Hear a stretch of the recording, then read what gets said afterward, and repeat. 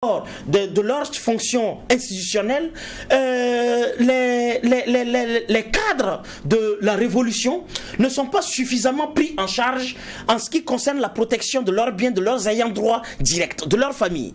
Vous avez vu, il y a eu une planification de coup d'État ici où on devait dynamiter les maisons de Bassolement Bazier, du camarade président, du camarade premier ministre actuel qui était ministre de la communication, porte-parole du gouvernement à l'époque, et d'un certain nombre de ministres, le ministre Zerbo, et tout cela. Cela montre qu'il nous envoie des signaux pour dire de ne pas minimiser.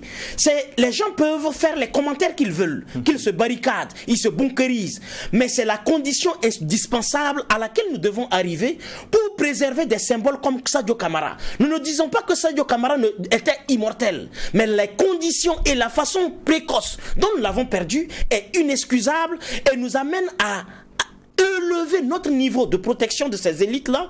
C'est vrai, on a perdu un gars comme Khamenei, mais on sait qu'avant de le perdre, l'Iran s'est battu. On sait qu'avant d'avoir certaines attaques stratégiques à l'intérieur de certaines capitales, il y a eu des efforts. Et nous disons que comme désormais, nos personnels, le plus gros personnel politique est sujet d'attaque, il faut également prendre en charge cela. Je conclue, permettez-moi en une seconde, pour dire qu'il faut saluer l'ensemble du peuple malien, des forces combattantes aésiennes. Parce qu'aucune armée en Afrique, ni dans le monde, ne peut défier à elle toute seule victorieusement 10 000 combattants ultra armés, une coalition internationale terroriste avec des sponsors étatiques officiels. C'est le porte-parole du FLA qui disait sur un média en France qu'ils ont l'appui du renseignement français, ils ont l'appui de la CIA, ils ont l'appui de l'Ukraine. Et d'ailleurs, l'Ukraine a célébré les attaques qui se sont passées au Mali le 25.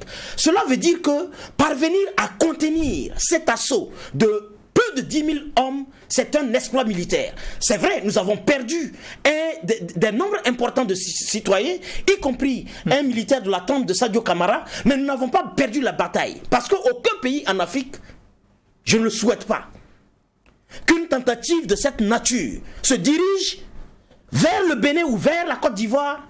Je ne pense pas que ceux qui jubilent peuvent même tenir face à 1000 combattants terroristes. Mais nous avons résisté face à 10 000. C'est un exploit qui mérite d'être salué pour dire que nos forces, malgré leur faiblesse, malgré les défis que nous avons, demeurent des forces loyales à la souveraineté et à la protection des populations et de leurs intérêts.